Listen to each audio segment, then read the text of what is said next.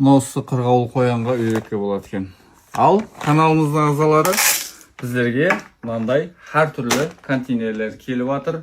Алдылары қолдан бумагыден қолдан оқылайтын едіңіз. Енді біздерде соның заманауи варианты пластмассовый 12 калибрдің латун келісіне, пластмассы келісіне, һәм де 16 калибрдің латунына, пластмассысына контейнерлер һәм загрузчиклер келді охота магазинге.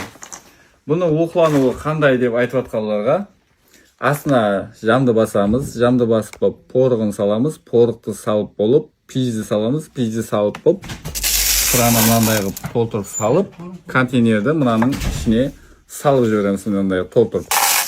Һәм де контейнерді салып, сыраны салып болғаннан кейін, ең бетіне онам қағаз басып отыратын едік.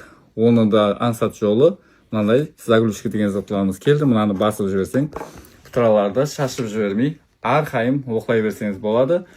Бұл видеоны осындай контейнер іздеп жүрген, осындай охотаға қызығатын достарыңызға жіберіп қойсаңыз болады. Әлбетте охота магазинде.